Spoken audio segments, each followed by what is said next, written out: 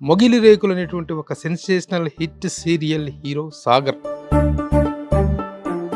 సాగర్ మరలా ఎందుకు సీరియల్స్ గానీ, ఆ టీవీ రంగంలో గానీ మళ్ళీ ఎందుకు he is not back into that? మొగలి రేకులు చేసిన తర్వాత మంజులా నాయుడు గారు, బిందు నాయుడు గారు ఒక సీరియల్ ప్లాన్ చేశారు. మిస్టర్ పర్ఫెక్ట్ లో ఏ క్యారెక్టర్ అది? వన్ ఆఫ్ సెకండ్ లీడ్ అని అనుకున్నారు. తర్వాత ఎందుకో తెలియకుండానే అక్కడ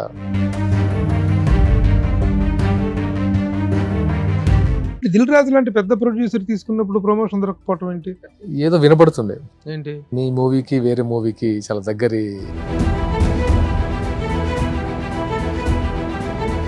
ఆయన ఎప్పుడు కలిసా పవన్ కళ్యాణ్? కళ్యాణ్ గారి ఇంటికి వెళ్ళాం. ఏ సీరియల్ అన్నారు, మొగలి రేకులు అంటే ఓహో మీరా అని టక్మని లేచారు. కళ్యాణ్ గారి ఇంటి ఇలా మాట్లాడుతున్నారు. ప్రచార కార్యదర్శి అంటే ముందు అసలు స్పోక్స్మెన్ గా మాట్లాడాలి కదా, ఎక్కడ మాట్లాడుతున్నట్టు కనిపిస్తలేదు కదా. కొన్ని ఉంటాయి, ఆ టైం బట్టి మాట్లాడాలి. ఎప్పుడు పడితే అప్పుడు మాట్లాడితే ప్రచారంలో సిద్ధం సభలతోటి ప్రచారంలో జగన్ దూసుకుపోతున్నాడు, దడ పుట్టిస్తున్నాడు కూటమికి అనేటువంటిది ఒక ఇది ఏర్పడింది. ఎంతవరకు నిజం? ఇప్పుడు ప్రత్యర్థి అయినా సరే వాళ్ళు ఎలా ఫైట్ చేయాలో వాళ్ళకి తెలుసు. బట్ కాపు సామాజిక వర్గం మొత్తం కూడాను పవన్ కళ్యాణ్ గారి వెంట నడుస్తుంది ఉంది అనేటువంటి కాన్ఫిడెన్స్ ఉందా? ఆయన కులానికి మాత్రం లాగదు. కాపు సామాజిక వర్గ పెద్దలు పవన్ కళ్యాణ్ దూరం పెట్టడం వెనుక, పవన్ కళ్యాణ్ మీకు రివర్స్ అవ్వటం వెనుక కారణం ఏంటనుకుంటున్నారు? వాళ్ళ దాడి వెనుక ఉన్నటువంటి ఆంతర్యం ఏంటని? అందరికీ అన్ని కావాలంటే కుదరదు సార్. హాయ్, హలో, నమస్తే and welcome to my show from the bottom of the heart in Suman TV, the India's largest digital media platform. ఈ ఇంటర్వ్యూలోకి వెళ్ళబోయే ముందు ఒక చిన్న ఇన్సిడెంట్ ఒకటి చెప్తాను మీకు. ఒకసారి జైబేరీ గెస్ట్ హౌస్ లో, జైబేరీ ఇది ఉంది కదా అపార్ట్మెంట్స్, అందులో ఒక పెద్ద ఫంక్షన్ జరుగుతుంది. ఆ ఫంక్షన్ జరుగుతుంటే అక్కడ చాలా మంది చిన్న చిన్న కొంతమంది యాక్టర్స్ వచ్చారు. ఈ వచ్చిన జనం అక్కడికి వెళ్ళి ఫోటోగ్రాఫ్లు, ఆటోగ్రాఫ్లు తీసుకుంటూ చిన్న హడావుడి కనిపిస్తుంది. ఇంతలో ఉన్నట్టుండి సడన్ గా ఈ ఉన్న జనం అందరూ పొలోమంటూ పరుగులు పెడుతూ ముందుకెళ్ళిపోయారు. ఒక వ్యక్తి ముందు ఆగారు. అతని మీద పడి ఫోటోలు, ఆటోగ్రాఫ్లు, ఆ సెల్ఫీలు అంటూ చాలా హడావుడి చేస్తున్నారు. నేను సడన్ గా ఈ దూరం నుంచి చూస్తే ఎవరండి, చిరంజీవి గారు వచ్చారా లేకపోతే నా పవన్ కళ్యాణ్ వచ్చారా, ఏంటి సడన్ గా ఇంత చేంజ్ ఏంటని చెప్పేసి దగ్గరికి వెళ్ళి చూద్దును కదా, ఆ వ్యక్తి ఆటోగ్రాఫ్లు ఇస్తూ, ఫోటోలు సెల్ఫీలు దిగుతూ చాలా బిజీగా ఉన్నాడు. తీరా చూస్తే అతను is a superstar in TV field. మొగిలి రేకులు అనేటువంటి ఒక sensational hit serial hero Sagar is none other than. ఏంటి ఒక టీవీ స్టార్కి ఇంత పాపులారిటీయా? అక్కడున్న సినిమా వాళ్ళందరినీ, యాక్టర్స్ అందరిని వదిలేసి పరుగులు పెట్టారు జనం. రియల్లీ షాక్ అనిపించింది. అలాంటి ఒక పాపులారిటీకి ఉన్నటువంటి సాగర్ ఆ తరువాత మొగిలి రేకుల తర్వాత మరొక సీరియల్ చేయలేదు. But now he is into films. Shaadi Mubarak అని ఒక సెన్సిబుల్ సినిమా ఒకటి చేశాడు. ఆ తర్వాత ఇప్పుడు 100 అనేటువంటి ఒక సినిమాతో ప్రేక్షకుల ముందుకు రాబోతున్నాడు. త్వరలో విడుదల కాబోతుంది సినిమా. అయితే ఎప్పుడు టీవీలో కానీ, ఇంటర్వ్యూస్లో కానీ కనిపించని సాగర్ని చాలా ప్రయత్నించి పట్టుకురావడం జరిగింది. సాగర్ జీవితంలో చాలా చాలా మంచి విశేషాలు ఉన్నాయి. ఆ విశేషాలు తెలుసుకుందాం. Sagar, welcome. Hi sir. Congratulations. Thank you so much. ఎందుకంటే ఈ మధ్య 100 సినిమాని చూడటం జరిగింది సార్. అంటే ఇంకా రిలీజ్ కాకపోయినప్పటికీ కూడాను మీరు వెంకయ్య నాయుడు గారు, భారత మాజీ రాష్ట్రపతి వెంకయ్య నాయుడు గారి గౌరవార్థం సార్. ఆయనకి ప్రివ్యూ షో వేసినప్పుడు ఆ సినిమాకి నన్ను కూడా పిలవడం జరిగింది ప్రొడ్యూసర్స్. ఆ సందర్భంగా ఆ సినిమా చూశాను. వెరీ వెరీ బిఫిటింగ్ పర్సనాలిటీ తోటి అంత పోలీస్ ఆఫీసర్ క్యారెక్టర్లో చాలా బాగున్నావు. Thank you sir. Thank you. Congratulations. మొగిలి రేకులు లాంటి సూపర్ డూపర్ హిట్ సీరియల్ తర్వాత సాగర్ మరలా ఎందుకు సీరియల్స్ కానీ, ఆ టీవీ రంగంలో కానీ మళ్ళీ ఎందుకు he is not back into that? మొగలి రేకులు చేసిన తర్వాత మంజులా నాయుడు గారు, బిందు నాయుడు గారు ఒక సీరియల్ ప్లాన్ చేశారు. లైక్ ప్రస్థానం కైండ్ ఆఫ్ జానర్లో. నాకు అప్పటికే ఆల్మోస్ట్ 6-7 ఇయర్స్ టీవీలో వర్క్ చేశాను. మొగిలి రేకులకి అంటే చక్రవాకం అండ్ మొగలి రేకులు కలిపి. చక్రవాకంలో కూడా you are there.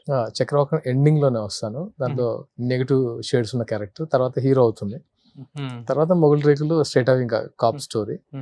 So it's a very good experience with the team. And అంటే నాకు ఆర్కే నాయుడు క్యారెక్టర్తో జనాల్లోకి అంటే నాకు వాళ్ళు ఇచ్చిన ఆ లవ్ అండ్ ఎఫెక్షన్ ఇప్పటికీ అలాగే ఉంది.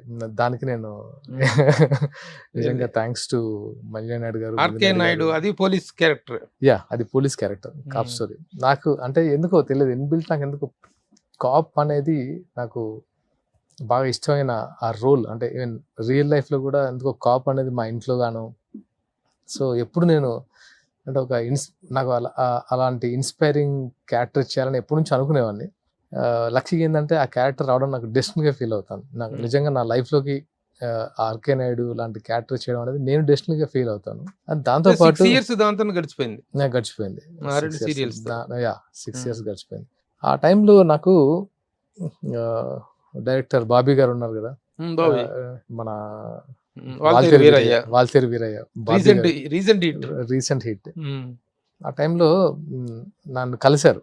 ఇప్పుడు మొగల్ రేకులు చేస్తున్న టైంలోనే సాగర్ గారు, మీరు మా మదర్కి మీరు అంటే చాలా ఇష్టం, మిమ్మల్ని సూర్య సూర్య అంటుంటారు, ఒకసారి నాకు అందుకే అప్పటి నుంచి మీరు సూర్య అంటే ఏంటి? టీవీ అంటే సూర్య క్యారెక్టర్ సింగం దేంట్లో? సింగం చేశారు కదా, యముడు అప్పుడు చేశారు.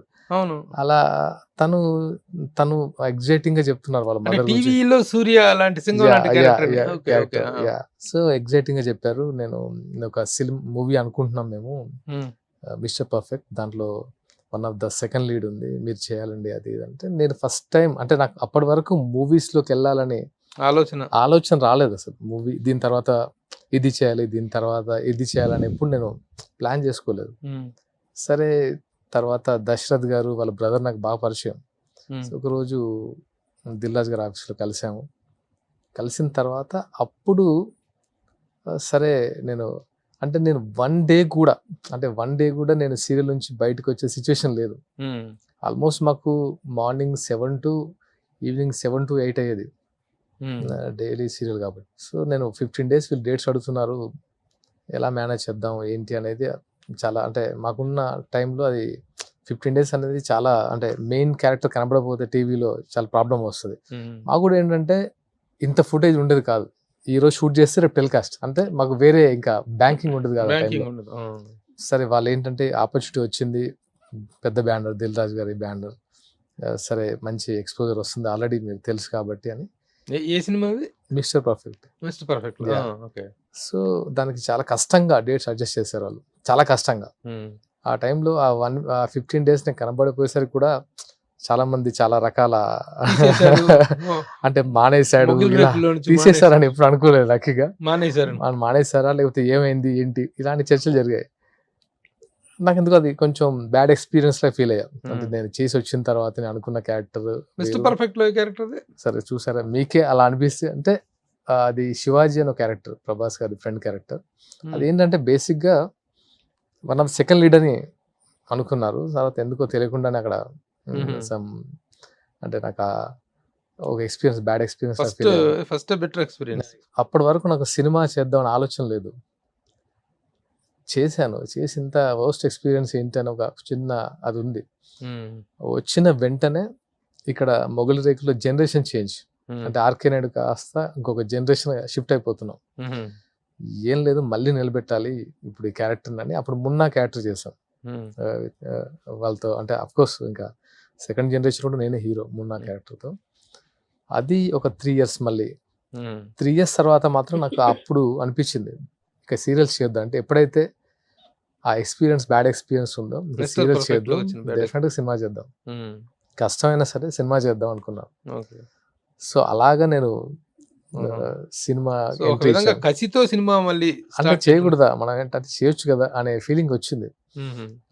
అందులో నన్ను ఇంతగా అంటే ఈ సీరియల్తో ఇంతగా ఆదరించిన, అంటే ప్రతి ఇంట్లో నన్ను ఒక అంటే ఓన్ పీపుల్ లాగా ట్రీట్ చేస్తున్న జనం ఉన్నారు కదా, నేను చేసే తప్పేంటని అప్పుడు స్టార్ట్ చేశాను. ఆ తర్వాత సిద్ధార్థ, ఎస్ గోపారెడ్డి గారు కెమెరామెన్, అండ్ దయానంద్ రెడ్డి అని డైరెక్టర్, దాసరి కిరణ్ గారు ప్రొడ్యూసర్లో సినిమా స్టార్ట్ చేశాం. ఆ తర్వాత షాదీ ముబారక్ తర్వాత ఇది. ఆ సినిమా ఏంటది? First cinema Siddhartha. షాదీ ముబారక్ అంటే ముందు సినిమా. సిద్ధార్థ. సిద్ధార్థ. అంతకు ముందు కూడా ఒక మూవీ స్టార్ట్ అయింది, but that is also not a good experience. కానీ 'మొగలి రేకులు' అనేటువంటిది కేవలం టీవీ జర్నీ అనేటువంటి టీవీ యాక్టర్‌గా జర్నీ అనేటువంటిది 6 ఇయర్స్.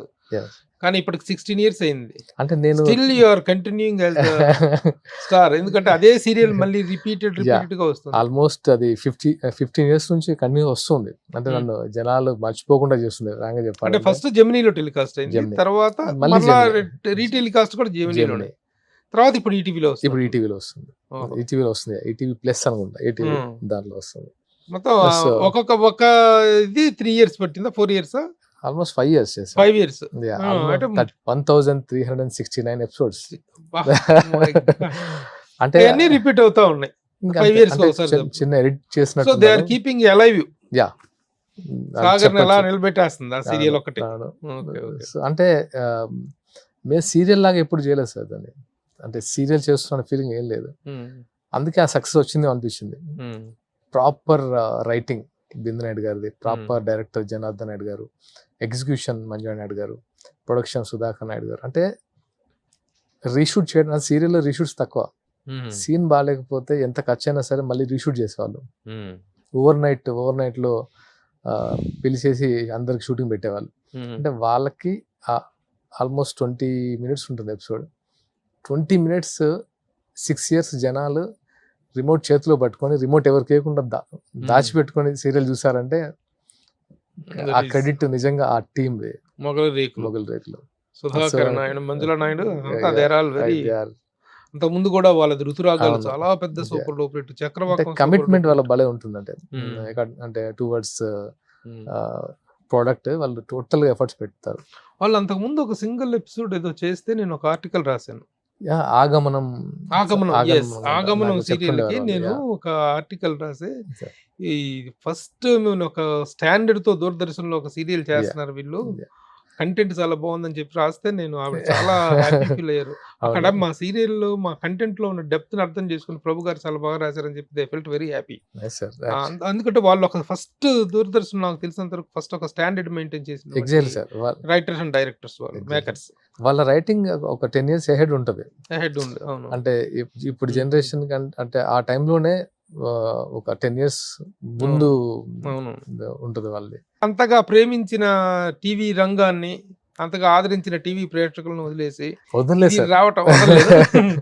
అక్కడ వదిలేసినట్టే అదే పాతదే పాడిందే అన్నట్టుగా మళ్ళీ పాతదాన్నే రిపీట్ చేసుకుంటున్నారు అంటే తప్ప వాళ్ళే- fresh గా సాగర్ మళ్ళీ ఒక డైనమిక్ క్యారెక్టర్ తో రావటం అనేటువంటిది ఎందుకు లేదు. ఎగ్జాక్ట్లీ నేను మూవీలో చూపిద్దాం అనుకున్నాను. నేను సిద్ధార్థలో చూపిద్దాం అనుకున్నాను, బట్ ఎక్కడో మాకు ల్యాక్ ఆఫ్ స్క్రిప్ట్ సంథింగ్ కొంచెం ప్రాబ్లం అనిపించింది. కానీ అది మాధవ్ సున్నిపెంట అనే క్యారెక్టర్ చేసాం షాదీ ముబారక్ దిల్రాజ్ గారి ప్రొడక్షన్ లోనే. ఎందుకో తెలియదు, ఇది డెస్టినీ సార్. ఎప్పటికైనా దిల్రాజ్ గారి బ్యానర్ లో హీరోగా చేయాలనుకున్నాను. మిస్టర్ పర్ఫెక్ట్ బ్యాడ్ ఎక్స్పీరియన్స్ తర్వాత ఎప్పటికైనా సంథింగ్ మళ్ళీ ఆయన బ్యానర్ లోనే చేయాలనిపించింది. అంటే నేను అనుకోలేదు, ఒకసారి అనుకుని వదిలేసాను. సర్లే ఎప్పటికైనా చేయబోతామా చూద్దాం ఇక్కడ అనుకున్నాను. నేను నా ఫ్రెండ్స్ ప్రొడక్షన్ చేశాం షాదీ ముబారక్. ట్రైలర్ కోసం అడిగినప్పుడు తను చూస్తా అన్నారు మూవీ రాజు గారు. అంటే ట్రైలర్ రిలీజ్ మీ చేతుల మీదుగా చేయాలండి అంటే అప్పుడు చూస్తా అన్నారు. చూసి నచ్చింది, తను టేక్ ఓవర్ చేశారు, చిన్న చిన్న చేంజెస్ చేశారు. వెంకటేశ్వర క్రియేషన్స్ అంటే ఒకటి ఉంటుంది కదా నాకు. సో అనుకున్న అది రీచ్ అయ్యాను. But very good experience with Raju గారు. థియేట్రికల్ గా రిలీజ్ అవ్వలేదు కదా, అయింది, కాకపోతే కరోనా టైంలో అయింది. కరోనా టైంలో కొంచెం ఆ టైంలో మూవీ అనుకున్నంతగా మాకు రీచ్ రాలేదు. కానీ నాకు అనిపించింది ఆ సినిమా చూసిన తర్వాత షాదీ ముబారక్ Sir. ఈ సినిమాని కరెక్ట్ గా ప్రమోట్ చేసి ఉంటే it would have been somewhere. ఎందుకంటే ఈ వచ్చినటువంటి ఈ ఫ్యామిలీ ఫీల్ గుడ్ కంటైనర్స్ ఉంటాయి కదా, Sir. ఆ ఫీల్ గుడ్ కంటెంట్ ఉన్న ఫిలిమ్స్ లో ద బెస్ట్ ఫిల్మ్ అనేటువంటి ఫీల్ కలిగింది నేను సినిమా చూసిన తర్వాత. Yeah. చాలా ప్రెజెంట్ గా అనిపిస్తుంది సినిమా. అవును, అంటే but I think it was not properly promoted.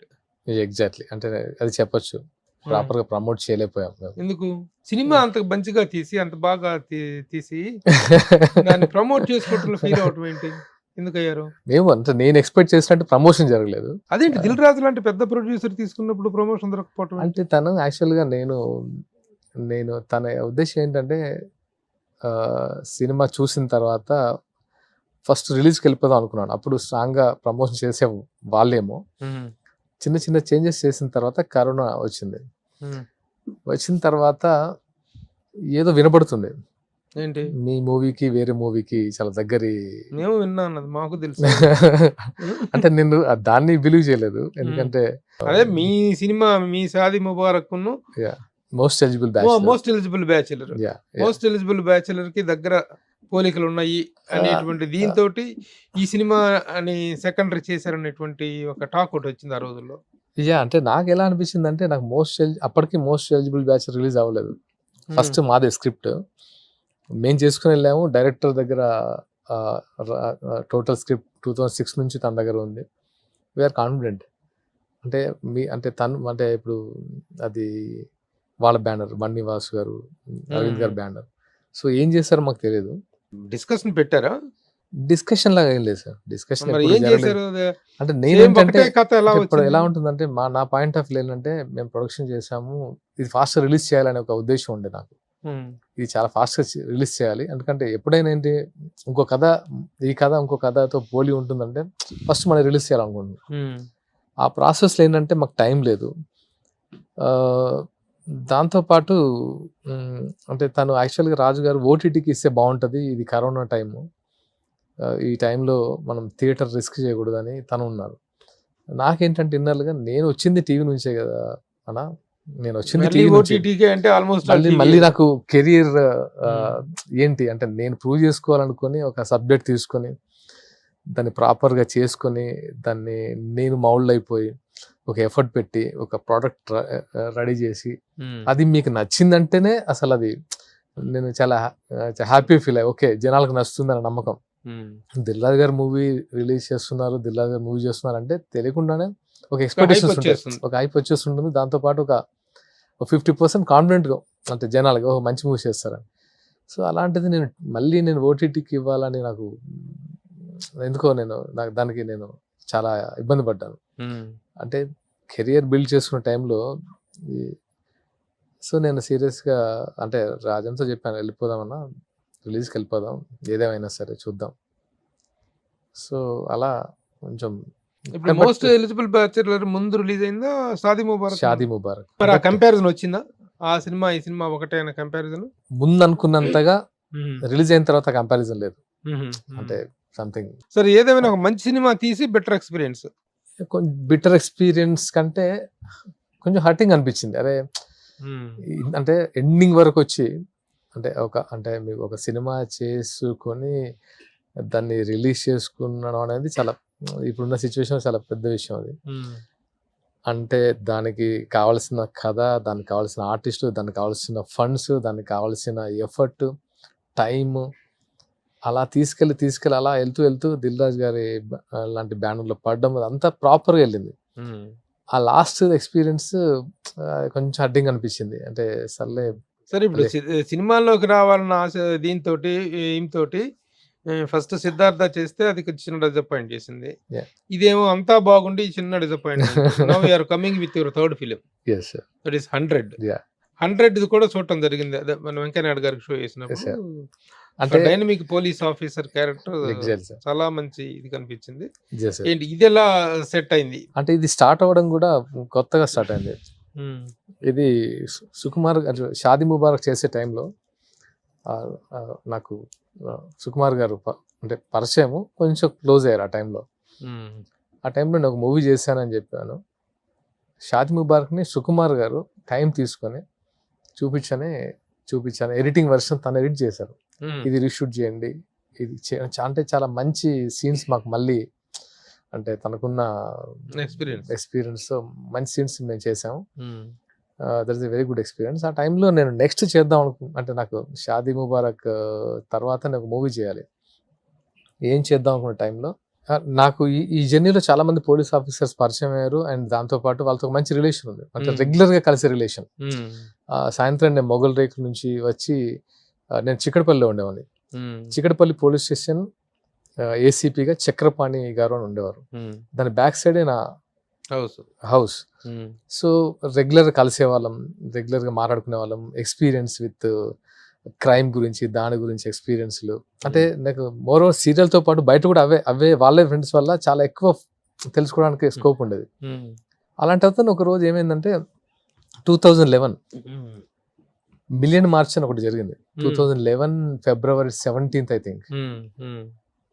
రేపు మిలియన్ మార్చ్ జరుగుతుంది సాగర్, నువ్వు షూటింగ్ వెళ్తున్నావు కదా అటువైపు, ట్యాంక్ బండ్ మీద అంతా ఫుల్ క్రౌడ్ ఉంటుంది, నువ్వు వచ్చేటప్పుడు 6-7 వస్తావు కదా, ఈ వైపు నుంచి రాకు, చాలా ట్రాఫిక్ జామ్ ఉంటుంది. ఎందుకంటే తన ఇన్ఛార్జ్ అక్కడ డిఎస్పి ఏసీపీ.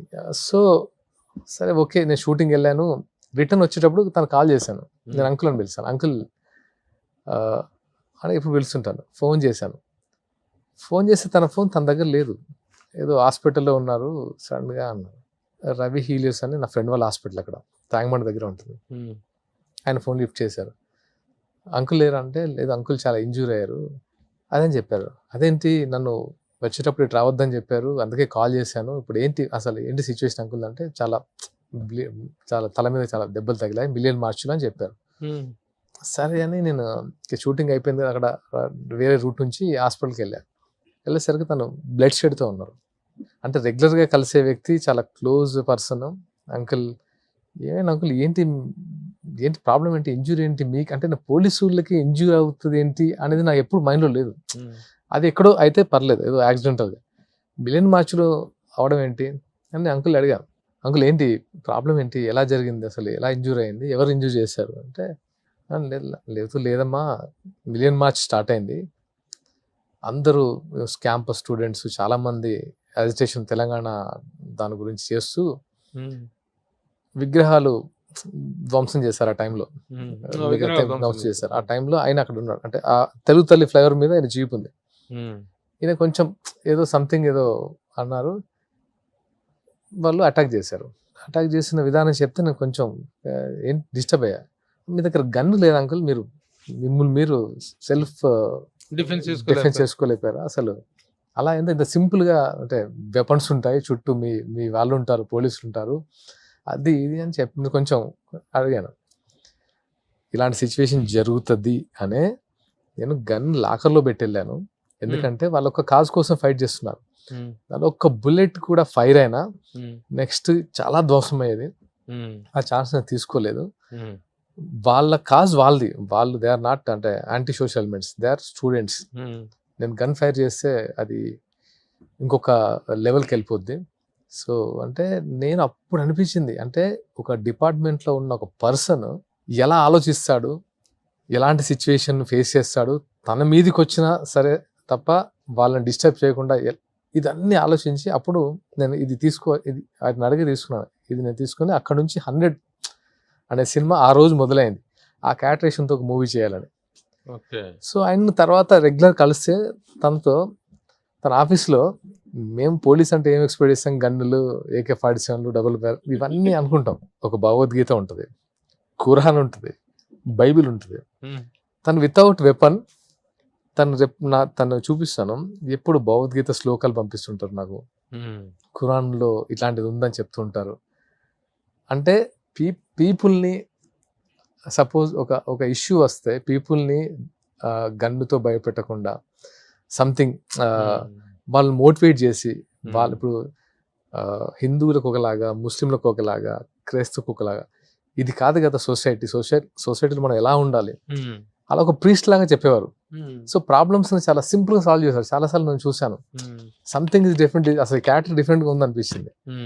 సో దాన్ని మెయిన్ క్యారెక్టరేషన్గా తీసుకొని, అంటే అంత తీసుకోలేదు, కొంతమంది ఇంకో 2-3 పోలీస్ ఆఫీసర్ చెప్పిన ఇన్సిడెంట్ని ఇలా చేసుకొని ప్లాన్ చేసుకుని చేశాను. ఇది అనుకోకుండా ఒకసారి ఇన్స్పిరేషన్ తీసుకున్నాను, అలా చేసింది 100. ఇది ఒకసారి నేను సుకుమార్ గారికి వాళ్ళ ఇంట్లో భోజనం చేస్తున్నప్పుడు చెప్పా, ఇలా అనుకుంటున్నా అంటే ఎక్స్ట్రాడినరీ ఉంది సాగర్, అసలు నేను ఎప్పుడు ఇలాంటివి కొత్తవి ట్రై చేయను. ఎప్పటి నుంచి తన కథ అడుగుతుండేవాడిని సుకుమార్ గారిని, నాకు ఎలాంటి కథ సెట్ అవుతుందనా, ఇలాంటి చెప్పండి మీరు, నేను చేయాలనుకుంటున్నాను నెక్స్ట్ అదంటే, మీ దగ్గర కథ పెట్టుకుని నన్ను అడుగుతామండి, ఇది చేయి చాలా బాగుందన్నారు. 3-4 days తర్వాత తను సైమా అవార్డ్స్కి ఎప్పుడు వెళ్ళారు ఫ్యామిలీతో. 4 days తర్వాత నాకు ఫోన్ చేశారు అక్కడ నుంచి, మలేషియా అక్కడ నుంచి ఫోన్ చేసి, ఆ కథ రిజిస్టర్ చేసావా అని అడిగారు. నన్ను హాంట్ చేస్తుంది ఆ కథ రిజిస్టర్ చేసావా అంటే, అప్పటి వరకు నేను చెప్పి మర్చిపోయాను, నాకు కథ రాయడం తెలియదన్నా అని చెప్పారు. 25 పేపర్స్ అది ఉంటుంది, నీకు నచ్చినట్టు నాకు ఏదైతే చెప్పావో అది పేపర్ మీద పెట్టేసి చెప్పి రిజిస్టర్ చేసి అన్న. సో అలా ఆ కథని రాసి రిజిస్టర్ చేసి సంథింగ్ అనుకున్నప్పుడు అలా యాక్చువల్ అది అక్కడే చేయాలి. సంథింగ్ ఆ పుష్ప ఆ టైంలో నాకు బిజీగా ఉండడం. సుకుమార్తో ఎలా పరిచయం? సుకుమార్తో అంటే ఇండస్ట్రీలో ఉన్నాము, నన్ను ఆది పినిషెట్టి క్యారెక్టర్ గారికి అనుకున్నారు రంగస్థలంలో. దీనికి రంగస్థలంలో ఆది పినిషెట్టి గారి క్యారెక్టర్ ఉంది కదా, రామ్ చరణ్ గారి బ్రదర్, రామ్ చరణ్ గారు నాకు కాల్ చేశారు, మేనేజర్ సంథింగ్, మీరు ఆఫీస్కి రమ్మంటున్నారు అంటే సరే ఓకే. తర్వాత మళ్ళీ చెప్తా ఉన్నారు, ఇలా ఇలా ఒక 2-4 టైమ్స్ అయింది. తర్వాత సుకుమార్ గారు కలిసినప్పుడు చెప్పారు, నేను అనుకున్నాను మిమ్మల్ని క్యారెక్టర్, అప్పుడెందుకో సెట్ అవ్వలేదు అంటే సరే ఓకే. అలా పరిచయం అయింది. ఈ లోపు నాకు కామన్ గా వాళ్ళ ఫ్యామిలీ ఫ్రెండ్స్, కామన్ ఫ్రెండ్స్ ఉన్నారు, అలా కొంచెం ఆ క్యారెక్టర్ అనుకున్నప్పటి నుంచి పరిచయం. సరే ఓకే. ఇప్పుడు ఆయన దీంతో ఇన్స్పిరేషన్ తో ఈ కథ తయారు చేసుకున్నారు. అంటే ఆ ఇన్సిడెంట్ ఒకటి, రియల్ పోలీస్ ఆఫీసర్ ఇన్సిడెంట్స్ ఒకటి, అవన్నీ రాసి పెట్టాను. అది నా ఇప్పుడు డైరెక్టర్ ఉంది కదా, 100 డైరెక్టర్. ఈ 100 డైరెక్టర్ పేరేంటి? శశిధర్. ప్రొడ్యూసర్స్ నా ఫ్రెండ్స్, వేరే ఫ్రెండ్స్, సుధాకర్ గారు అండ్ రమేష్ గారు, వెంకీ గారు అండ్ తారక రామన్. మ్యూజిక్ ఎవరు చేశారు? హర్షవర్ధన్ రామేశ్వర్, యానిమల్ చేశారు కదా, యానిమల్ చేసిన మ్యూజిక్ డైరెక్టర్. అండ్ శ్యామ్ గారు కెమెరామెన్, శ్యామ్ కే నాయుడు గారు కెమెరామెన్. ఆ డైరెక్టర్ చిన్న గారు, వెరీ గుడ్ టెక్నీషియన్స్. అంటే దీనికి బడ్జెట్ దగ్గర ఎక్కడ ప్రొడ్యూసర్స్ అసలు ఆలోచించలేదు. అందరికి ఒక కథ విన్నప్పుడే కాన్ఫిడెన్స్ వచ్చింది. అండ్ విజయ్ మాస్టర్, ఆయనతో నాకు చాలా మంచి ఫైట్స్ ఇంత సింపుల్ గా చేయొచ్చా అనేది నేను విజయ్ మాస్టర్ దగ్గర నుంచి నేను చాలా బాగా చేయించారు. ముఖ్యంగా పోలీస్ ఆఫీసర్ గెటప్ లో ఉండాల్సిన స్టిఫ్నెస్, ఆ బాడీ మెయింటెనెన్స్, ఆ యాటిట్యూడ్ చాలా బాగా పోర్ట్రే చేయగలరు. కంగ్రాచులేషన్స్. ఎప్పుడు రిలీజ్? May 1st వీక్ అనుకుంటున్నాం సార్. సో మొత్తానికి 3వ సినిమా రెడీగా ఉంది. 100 టైటిల్ ఏంటి? టైటిల్ అనేది అంటే మనకు స్క్రీన్ మీద పడేది 100. The 100. సో ఇది సినిమా రిలీజ్ అయిన తర్వాత తెలుస్తుంది సార్. ఎందుకంటే ఈ 100 అనేది ఒకటి చెప్పగలను సార్, మన లైఫ్ లో, అంటే మీరు చూస్తారు కాబట్టి మీకు అర్థమై ఉంటది, ప్రతి ఒక్క లైఫ్ లో 100 లేకుండా లైఫ్ ఉండదు సార్. ఏదో ఒక రోజు ఈ వెపన్ నా దగ్గర ఉంటే బాగుండేది, ఈ వెపన్ నా దగ్గర ఉంది అన్న విషయం మర్చిపోతారు. 100కి అంత పొటెన్షియల్ ఉంది. 100 అంటే పోలీస్ డైల్ 100 కాదు, పోలీసులకి 100 డైల్ చేస్తాం కదా, లేదు సార్, డైల్ 100 కాదు. దీనికి తమిళ సినిమాకి, తమిళ్లో ఉంది డైల్ 100 అని, సంబంధం లేదు అసలు, సంబంధం లేదు. It's a universal weapon. అంటే దాని గురించి ఎక్కువ చెప్తే ఓపెన్ అయిపోతుందని చెప్పట్లేదు, బట్ ఎస్పెషల్లీ అంటే ఇప్పుడు చూస్తున్నాం కదా సార్, ఇంటి నుంచి అడుగు తీసి బయట పెడితే ఎలాంటి సిచ్యువేషన్స్ ఫేస్ చేస్తాం, ఆఫీస్కి వెళ్తాము, బిజినెస్ చేస్తాం, అంటే మేల్ అయినా ఫీమేల్ అయినా, ఇంట్లో కూర్చున్నా కూడా ఈ ఫోన్ ఉంటే, ఈ ఫోన్తో మన లైఫ్ మన సేఫ్ అనుకుంటాం, కానీ సేఫ్ కాదు. ఇది ప్రతిదీ ఎక్కడో దగ్గర స్టోర్ అయ్యి మన లైఫ్ ను ఓపెన్ చేసి పెడుతుంది. సో అంత అది that is the concept. Okay. టీవీలో చాలా అద్భుతమైనటువంటి రెస్పాన్స్ ఉన్న టైంలో సినిమాల్లోకి వచ్చేసి సినిమాలు చేయాలని పట్టుదలతో, సినిమా హీరోగా స్టాండ్ అవ్వాలన్నటువంటి పట్టుదలతో you have come out. So third venture ఇది. అద్భుత విజయాన్ని సాధించాలి, ఎందుకంటే సినిమా కూడా బాగుంది. నేను యాక్చువల్గా ఏంటంటే, నేను ఆ రోజు వెంకయ్య నాయుడు గారి దగ్గరికి వెళ్ళినప్పుడు, అంటే ఆ ధైర్యం ఎందుకు వచ్చిందంటే, మన కాన్సెప్ట్ మీద మనకున్న దమ్ము.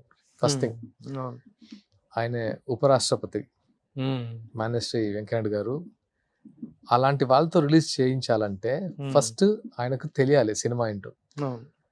వెళ్ళి అడిగాం, మీలాంటి వాళ్ళు చెప్తేనే దీనికి ఒక ఎక్స్పోజర్ ఉంటుంది,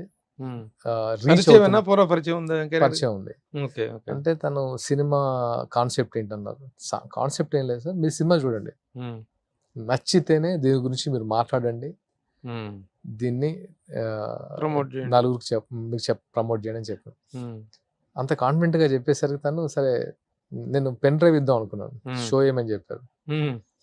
సరే షో వేసాం. అది ఆ ఎక్స్పీరియన్స్ ఎలా మాట్లాడారో మీకు తెలుసు. అవును.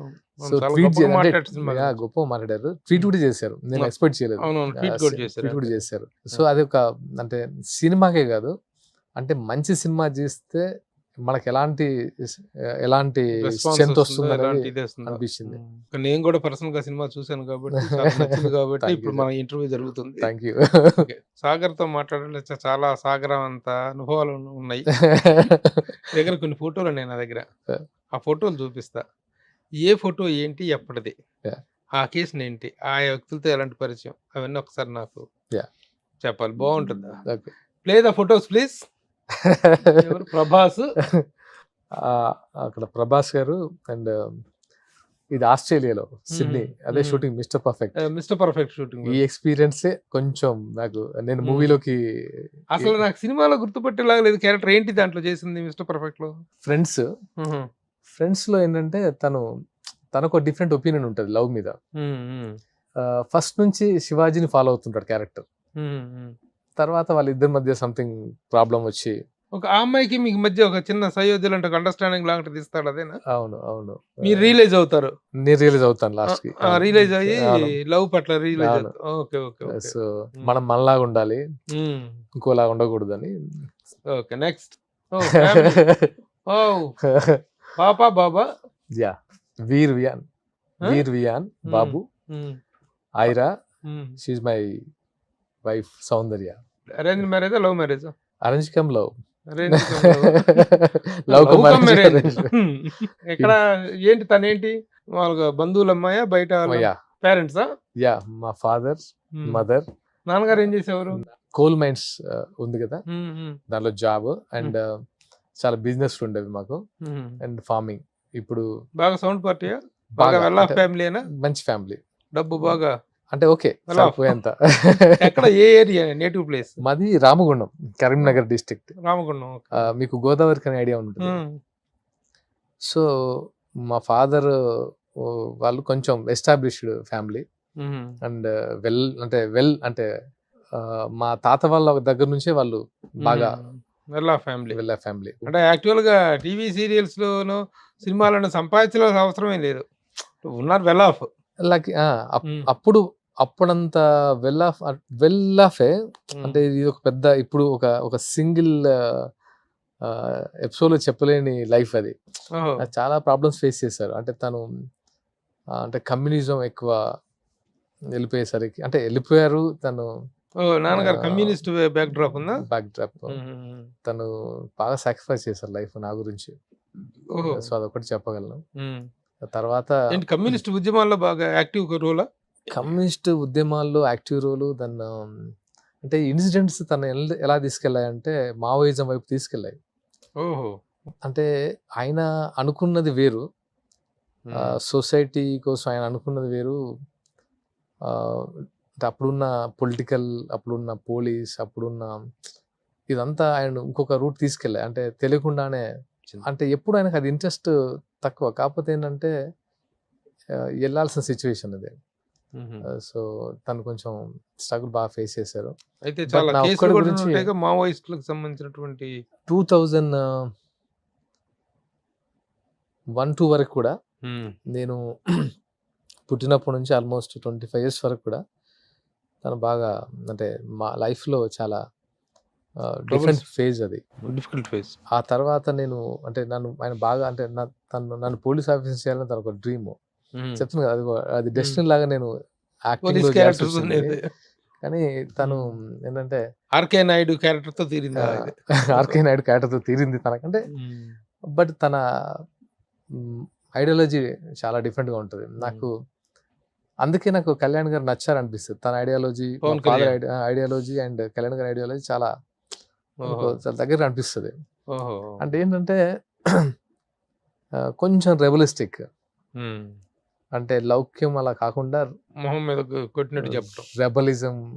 సో ఏమవుద్ది దూకే, అంటే ఆయనలో తండ్రిలో ఉన్న రెబలిజం అంటే చెప్పాలంటే ఇండస్ట్రీకి వచ్చిన తర్వాత దాన్ని కంట్రోల్ చేయాల్సి వచ్చింది. ఇండస్ట్రీ లేక ముందు చాలా, అంటే అది ఇప్పుడు ఏంటంటే మన మీద ఆ ఎక్స్పెక్టేషన్స్ లేకపోతే ఫ్యామిలీ పరంగా మనం ఇవ్వాల్సిన రెస్పాన్సిబిలిటీస్ వల్లనూ కొంచెం దాన్ని తొక్కిపెట్టి ఆవేశాన్ని మొగలి రేకులు బిందు నాయుడు గారి కనెక్షన్ కూడా అదే. వాళ్ళు కూడా సేమ్. అంటే మంజుళ నాయుడు గారు వేరు, వాళ్ళ సిస్టర్ బిందు నాయుడు గారు అండ్ వాళ్ళ హస్బెండ్ బాలాజీ బాలాజీ గారు దే ఆర్ లైక్ ప్రో కమ్యూనిస్టులు. వాళ్ళ ఇంటికి గద్దర్ ఇలాంటి ఇప్పుడు మాకు కూడా గద్దర్ గారితో ఉండే ఫోటోలు కూడా ఉన్నాయి. Next photo please. ఇది వెంకయ్య నాయుడు గారు మొన్న ఇన్వైట్ చేసినప్పుడు వెంకయ్యనాయుడు గారి వైఫ్ అండ్ ఆ బర్త్డే రోజు.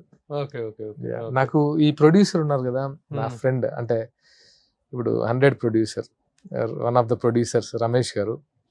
రమేష్ గారి రిలేటివ్స్ అనమాట.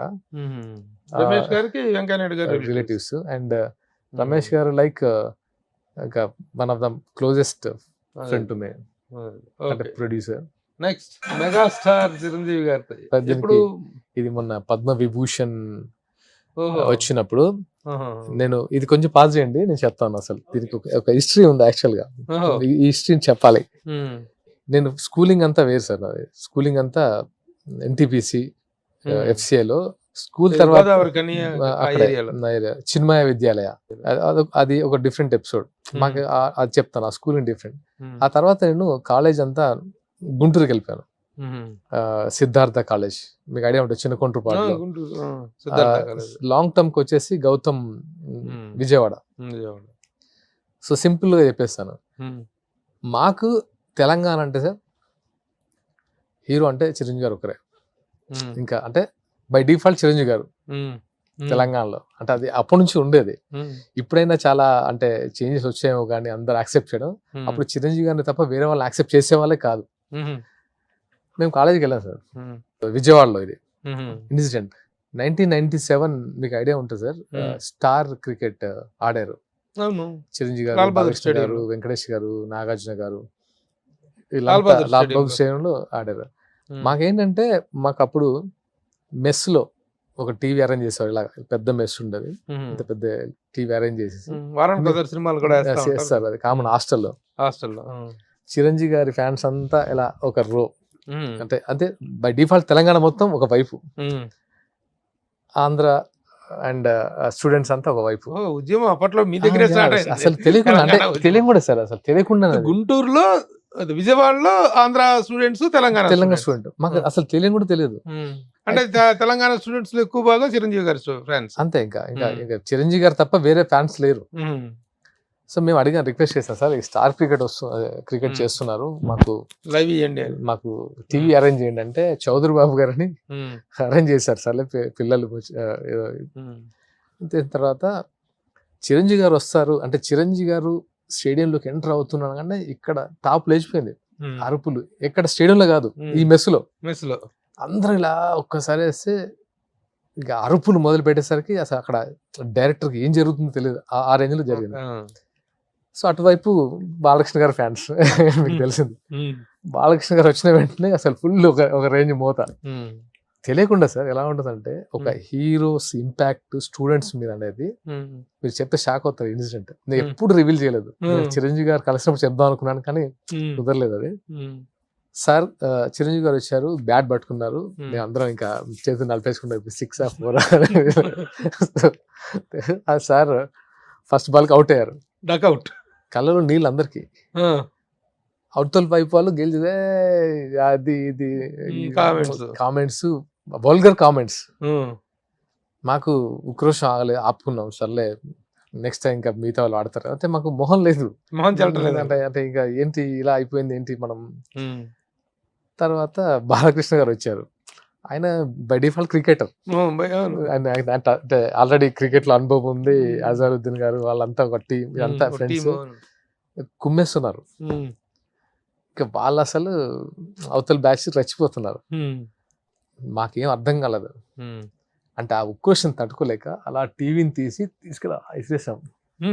ఇంకా రెండు గ్రూపులు కొట్టుకుంటే సార్, టీవీ బద్దలు. నెక్స్ట్ ఆ టీవీ బదులైన దాంట్లో ఎందుకురా టీవీని బదులు కొట్టారు, వాళ్ళేంటి మా బాలయ్య బాబు కొడుతుంటే మీరేంట్రా టీవీ. మాకు అవుట్ అయిన బాధలో ఉన్నాం, ఆయన ఫుల్ ఎగ్జైటింగ్ లో ఉన్నారు. కొట్టుకుంటే సార్ 2 గ్రూపులు. ఫస్ట్ టైం నేను ఇలా కూడా కొట్టుకుంటారా రీజన్ లేకుండా అసలు. అంటే అందరికి స్టిచ్చింగ్లు, స్టాబ్లు. అక్కడ నుంచి మమ్మల్ని సస్పెండ్ చేశారు. ఎందుకంటే టీవీ పగలగొట్టింది మేము కదా. ఇంటికి పంపించారు, పేరెంట్స్ పిలిపించారు, ఇక్కడ నుంచి అలా చేయం. ఆ గొడవ కాస్త ఏమైందంటే సార్, నువ్వు ఆంధ్ర, నేను తెలంగాణ, అలా ఒక చిరంజీవి బాలకృష్ణ. అప్పుడు పెద్దన్నయ్య మూవీ రిలీజ్ అయింది, హిట్లర్ మూవీ రిలీజ్ అయింది. ఏ సినిమా రిలీజ్ అయినా కొట్టుకునే వాళ్ళం. అలా నిజంగా చెప్పండి సార్, మా స్టడీస్ అనేది ఒక్కరోజు కూడా మేము బుక్ పట్టింది లేదు. ఇంటికి వెళ్తే మా వాళ్ళు ఏంట్రా మీ గోరలు మేము కష్టపడి చదివిస్తుంటే మీకు అసలు అంటే లక్కీగా ఏంటంటే గుంటూరు వరకు వెళ్ళి చదివించారంటే అందరూ కొంచెం అక్కడ వెల్ ఆఫ్ ఉంటారు కాబట్టి ఆ ప్రాబ్లం లేదు. చాలా మంది ఇప్పుడు అంటే మిగతా వాళ్ళందరూ మళ్ళీ పేమెంట్ సీట్ వెళ్ళి ఇంజనీరింగ్ చేసి ఇప్పుడు యూఎస్ సెటిల్ అయిపోయి మా ఫ్రెండ్స్ అందరూ. అసలు అది ఎంత చిరంజీవి గారి కోసం అసలు రక్తపాతం అసలు అది. మరి అలాంటి చిరంజీవి గారిని ఫస్ట్ టైం ఎప్పుడు కలిసి అంటే సార్ నాకు అదే అనిపిస్తుంది సార్. నేను ఎప్పుడు ఇండస్ట్రీకి వద్దాం అనుకోలేదు, అప్పుడు కూడా అనుకోలేదు. ఏది నేను ఇంటర్మీడియట్ తర్వాత కూడా అనుకోలేదు. ఆ తర్వాత ఏవి కాలేజ్ హైదరాబాద్ వచ్చి హైదరాబాద్లో డిగ్రీ ఇక్కడ ఏవి కాలేజ్. అప్పుడు నేను ఇంజనీరింగ్ చేసేవాడిని. బికాస్ ఆఫ్ దిస్ ఇంకా ఎంసెట్ రాయలేదు, చచ్చినట్టు నేను డిగ్రీ చేయాలి. అండ్ మా ఫ్యామిలీ కూడా ఇంకా నేను దూరం వెళ్ళే సిచ్యువేషన్ లేదు అప్పుడున్న సిచ్యువేషన్లో. సో డిగ్రీ ఇక్కడే చేసాము. అప్పుడు మాధు ఫిల్మ్ ఇన్స్టిట్యూట్లో ఒక ఫ్రెండ్ పరిచయం అయ్యి ఇన్స్టిట్యూట్ తీసుకొచ్చేసి నువ్వు కూడా చేయొచ్చు కదా, అలా అలా అలా అలా తెలియకుండానే నేను దీంట్లో ఎంటర్ అయ్యాను. తెలిసి అసలు ఆ సీరియల్ చక్రవాకం ఫస్ట్ సీరియల్ దాంట్లోకి ఎలా ఎంట్రన్స్? లైక్ ఫొటోస్ అంటే అడిగేవాడిని, యాక్టర్ కావాలని ఇంట్రెస్ట్. యాక్టర్ అయితే ఎలా ఉంటుంది అని అనిపించింది అంతే. ఇప్పుడు నా ఫ్రెండ్స్ ఉన్నారు అందరూ, ఏంట్రా నువ్వు కొత్త ఫీల్డ్, ఏదో మనకు సంబంధం లేని ఫీల్డ్, నువ్వు అందరూ ఏంటంటే ఎంఎస్సి కంప్యూటర్స్, ఇప్పుడు అందరూ శాంసంగ్ ఏఐలో అంత మంచి పొజిషన్లో ఉన్నారు, నువ్వేంటి అసలు ఈ గోల్ ఏంట? అప్పుడు ఇండస్ట్రీ అంటే లేదురా, ఏదో కొత్తగా అనిపిస్తుంది, ఏదో అట్రాక్ట్ చేస్తుంది అని చెప్పేవాళ్ళం. ఎవరికి కాన్ఫిడెన్స్ లేదు. నాకు కూడా ఏంటంటే కాన్ఫిడెన్స్ ఏం లేదు సార్. చూద్దాం ఒకసారి, అంటే ఈ ఫీల్డ్ ఏదో అంటే మనకు తెలియని ఒక వరల్డ్ కొత్తగా అనిపించింది. అలా ట్రై చేస్తున్న టైంలో చక్రవాకం కంటే ముందు ఇంకా ఈ ఫీల్డ్ వర్కౌట్ అవ్వదని ఆపేసి నేను టెస్టింగ్ నేర్చుకుని జాబ్ ప్రిపేర్ అవుతున్నా. ఆ టైంలో నా ఫ్రెండ్ వాళ్ళు కంపెనీ ఫిలిం సిటీ తీసుకెళ్ళింది వాళ్ళని ఒక మెర్జింగ్లో. నన్ను కూడా తీసుకెళ్లారు. అంటే నేను నెక్స్ట్ ఆ కంపెనీలో నేను జాబ్ ఫిలిం సిటీ వెళ్ళిన వెంటనే మాకేంటి, వాళ్ళేమో పార్టీములు ఉన్నారు, మనమేమో ఎక్కడ షూటింగ్ జరుగుతుంది, ఎక్కడ ఉంది ఏంటి అని మనం అలా వెతుకుతున్నాం తెలియకుండా. November 14th మేము వెళ్ళాము. 15th మంజులా నాయుడు గారు కాల్ చేశారు, సాగర్ అప్పటికి ఆమె దగ్గర అంటే ట్రై చేశా ఇంకా ఎనఫ్ అని. అంటే నేను ఇంకా కలిసి ఇంకా రాదనుకున్నా. సాగర్ వస్తారా, ఆఫీస్కి వస్తారా, ఇది ఒక క్యారెక్టర్ ఉంది, how long it's go I don't know but it's a good character అంది. ఇప్పుడేంట్రా ఎలాగూ జాబ్కి ఇవ్వని ఇంట్లో ఇంకా టైంలో నా ఫ్రెండ్ చెప్పా, వాడే నాకు టెస్టింగ్ అవి నేర్పించాడు, శ్రీనివాస్ రెడ్డి అని. వాడు షాదీకి ప్రొడ్యూసర్, వాడు వన్ ఆఫ్ ద ప్రొడ్యూసర్. అంటే అంతా చిన్నప్పుడు ఫ్రెండ్స్. వాడు అన్నాడు, సర్లే నీకు ఇంట్రెస్ట్ ఉంది కదా, ఒక ఎక్స్పీరియన్స్ కదా, నువ్వు అది చేసిరా, ఒక 1 month నేను ఈ జాబ్ ఈ 1 month నేను దీన్ని హోల్డ్ చేయగలను, ఈ జాబ్ని, నీకున్న హ్యాపీనెస్ ని తీర్చుకొని రా అన్నారు. ఆ 1 month ఇంకా అంటే 1 year సెటిల్. చక్రవాకంతో ఫస్ట్ మంజులా నాయుడు గారు పిలిచి ఇచ్చిన offer. That is how you entered into TV serial. Okay. ఆ తర్వాత ఇంతకీ ఇక్కడ చేరిన తర్వాత, డిగ్రీలో చేరిన తర్వాత ఏంటి, చిరంజీవి గారిని కలిసా ఎప్పుడు? కలవలేదు సార్. అయితే చెప్తాను, ఇదే మొగల్ రేకులు చేశాను కదా సార్. చేసినప్పుడు నాకు అనిపించింది, నాకు తెలిసింది ఏంటంటే చిరంజీవి గారి మదర్కి నేనంటే ఇష్టం అని. ఆ రోజు అనిపించింది, సర్ప్రైజింగ్ ఉంది అసలు లైఫ్. అదెలా తెలిసింది? అది నాగబాబు గారు చెప్పారు నాకు. అమ్మ ఎప్పుడు అడుగుతుంటుంది సాగర్ మిమ్మల్ని. ఆయన ఎక్కడ కలిసారు? ఆయన అప్పుడు టీవీ సీరియల్ చేస్తుండేవారు. అంటే నేను ఒక స్లాట్ 8:30 స్లాట్ నాది, 9 to 9:30 స్లాట్ సార్ది ఒక నాగబాబు గారు. సో మొగిలి రేకుల సీరియల్ ద్వారా చిరంజీవి గారు మదులుతున్నారు, అది ఎప్పుడు ఉంటే కలుద్దాం, ఆవిడ ఫాలో అవుతుంటారు. అప్పుడు ఫస్ట్ కలిసింది ఎక్కడ అంటే రామ్ చరణ్ గారి మ్యారేజ్ లో. నన్ను నాగబాబు గారు తీసుకెళ్లి అంజనమ్మ గారి పక్కన కూర్చోబెట్టి, అప్పుడు ఫస్ట్ టైం మా మధ్య ఇంటరాక్షన్. కూర్చొని చాలాసేపు మాట్లాడారు. అసలు చాలా అంటే ఎలా అనిపించింది అంటే, ఓన్ పీపుల్తో ఉండే ఒక ఎఫెక్షన్ ఆమె చూపించారు. తర్వాత చాలాసార్లు నేను అంజమ్మ గారిని కలిశాను, కలుస్తూనే ఉన్నాను. కానీ ఎప్పుడు చిరంజీవి గారిని, పవన్ కళ్యాణ్ గారిని కలుస్తాను నేను అనలేదు. ఎందుకంటే నాకు ఆమెతో ఉండే బాండ్ ఎలా అనిపించింది. చిన్నప్పటి నుంచి ఇంటర్మీడియట్ అది కాదు, కాలేజీలో స్కూల్ నుంచి ఎన్నిసార్లు సస్పెండ్ అవ్వటం ఇదన్నిటి వెనకాల ఉన్నది చిరంజీవి గారే కదా. మరి ఆ ఫ్యామిలీతో వాళ్ళ మదర్తో అంత ర్యాప్ అంటే నాకు ఏర్పడినప్పుడు ఎందుకో చిరంజీవి గారిని కలవాలని ఎందుకు అనిపించలేదు? అంటే నేను ఎప్పుడు అడగలేకపోయాను. ఎందుకంటే ఎలా ఉంటుందంటే అడ్వాంటేజ్ తీసుకోవడమా ఇవన్నీ, అంటే అడ్వాంటేజ్ తీసుకున్నట్టు ఉంటదేమో అని ఎప్పుడు ఆవిడని అడగలేదు. అండ్ నాకు కూడా ఏంటంటే చిరంజీవి గారి మదర్తో ఉన్న బాండ్ని కళ్యాణ్ గారు బయటకి చెప్పేంత వరకు నేను ఎప్పుడు బయట చెప్పలేదు. ఓహో. పవన్ కళ్యాణ్ గారు ఆయనగా మా అమ్మ అని ఆయన బయటకు రిలీజ్ చేసిన తర్వాత నేను అప్పుడు, ఎందుకంటే ఆయన ఎప్పుడు కలిసావు పవన్ కళ్యాణ్? అదొక స్టోరీ. అది అంటే ఇది అనుకోకుండా ఇదంతా ఏది నేను ప్లాన్ చేసుకొని కలవాలని అనుకోలేదు. కానీ కలవాలని ఇష్టం ఉండేది, కళ్యాణ్ గారిని కలవాలని. ఎందుకంటే నాకు గద్దర్ గారు పరిచయం. కాదు, పవన్ కళ్యాణ్ గారితో ఒక ఫోటో ఉంది, I want to play that.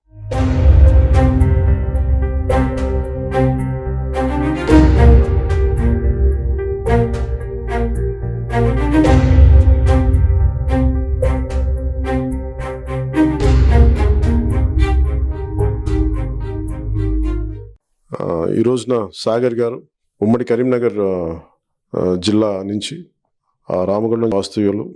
ఆయన ఈ రోజున జనసేన పార్టీలో జాయిన్ అవ్వడం మనస్ఫూర్తిగా వారికి నా ఆహ్వానం పలుకుతూ ఉన్నాను. సాగర్ గారికి, ముళ్ళకుంట్ల సాగర్ గారు అందరికీ తెలుసు, ఆయన ఎంత అభిమానటుడు. ప్రతి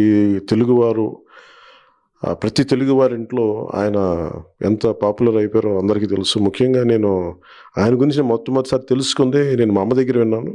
ఆయన ఇంతమంది నటులున్నా కానీ మా ఇంట్లో ఆయన మా అమ్మకి అభిమానటుడు అయిపోయారు. ఆయన పిలిపించుకుని ఆయన ఎట్లాగైనా కలవాలని చెప్పి మా అందరినీ మాట్లాడి, మా నాగబాబు గారితో మాట్లాడి మరీ ఆయనతోటి ఆయన ఎంత బాగా చేస్తారు, ఆయన మొగల్ రేకులు అనే సీరియల్ దగ్గర నుంచి ఇప్పటిదాకా ప్రతిదీ ఆయన మా మదర్ చూస్తూ ఉంటారు. సో నాకు ఆ విధంగా నాకు ఆయన బాగా పరిచయం. నాకు ఆయనకి పొలిటికల్ ఇంట్రెస్ట్ ఉన్నది నాకు తెలియదు. సో మధ్యన ఒక కామన్ ఫ్రెండ్స్ ద్వారా నన్ను కలిసి ఆయన ఆలోచన విధానం ఇవన్నీ నాకు ఆయన పంచుకున్నప్పుడు నాకు చాలా చాలా ఆశ్చర్యం వేస్తుంది. కేవలం ఆయన నటుడే కాదు, చాలా చాలా వామపక్ష ఉద్యమాల దగ్గర నుంచి చాలా అనుభవం ఉండి వాటిలో చిన్నప్పటి నుంచి చాలా ప్రవేశం ఉన్న వ్యక్తి. అలాంటిది అన్ని వామపక్ష భావాలు ఉండి ఈ రోజున జనసేన పార్టీలోకి ఆయన రావటం నిజంగా చాలా మనస్ఫూర్తిగా నాకు ఆనందం కలిగింది. అందుకే మనస్ఫూర్తిగా వారికి నేను ఆహ్వానం పలుకుతూ ఉన్నాను. అలాగే సాగర్ గారి సేవలు పార్టీకి కానీ, తెలంగాణ రాష్ట్రానికి కానీ, తెలుగు ప్రజలందరికీ కూడా ఆయన సేవలు జనసేన ద్వారా ముందుకు తీసుకెళ్తాం, ఆయన సద్వినియోగం చేసుకుంటాం. అలాగే సాగర్ గారిని కూడా పార్టీ పరంగా ఆయన ఉన్నత బలమైన పదవిలో కూడా ఆయన ముందుకు అలంకరించేలా చూస్తూ ఉన్నాను ఖచ్చితంగా. అలాగే ఎన్నికలకి ఆయన వంతు సహాయం చేయాలని మనస్ఫూర్తిగా నేను వారిని కోరుకుంటూ ఉన్నాను. ఇదేలా ఈయనతో పరిచయం ఎలా? నేను ఎక్కువ గద్దర్ గారి దగ్గర విన్నాను. గద్దర్ అన్న ఏం పేర్లు చెప్తున్నావు? చిరంజీవి గారి దగ్గర నుంచి అది అక్కడ ఫ్యామిలీ పవన్ కళ్యాణ్ గారి దగ్గర నుంచి ఇప్పుడు మళ్ళీ కొత్త బాంబు పేల్చావు గద్దర్ గారు. ఆయనతో ఏంటి రిలేషన్? ఆయనతో అంటే నాన్నగారికి ఫ్రెండ్, నాన్నగారికి వామపక్ష భావాల మావోయిస్టులతో ఫ్రెండ్. ఆయన చెప్తూ ఉంటారు కళ్యాణ్ గారి గురించి, ఇప్పుడు కళ్యాణ్ ఇలా సూపర్ అది ఇదని. అంటే అఫ్కోర్స్ తనకు బాగా గద్దర్ గారికి బాగా ఇష్టమైన పర్సన్. నాకు నేను ఇండస్ట్రీలో ఉన్నా కానీ ఎప్పుడు మాట్లాడేవాడిని కాదు. ఒకసారి వాళ్ళు కలిసినప్పుడు కూడా బయట ఉన్నాను కానీ నేను ఎప్పుడు ఎక్స్పోజ్ అవ్వలేదు. ఒక ఫ్రెండ్ ద్వారా కళ్యాణ్ గారిని కలిశాను. అంటే కళ్యాణ్ గారి ఫ్రెండ్ ద్వారా, కామన్ ఫ్రెండ్ ద్వారా కలిశాను. ఫస్ట్ మీటింగ్ ఒక 2 years అవుతుంది. వెళ్ళినప్పుడు కళ్యాణ్ గారి ఇంటికి వెళ్ళాం. అనుకోకుండా కళ్యాణ్ గారి ఇంటికి వెళ్ళాం. మేము వెళ్ళి కూర్చున్నాం. అప్పుడే కళ్యాణ్ గారు ఒక బుక్ తీసుకొని వచ్చారు.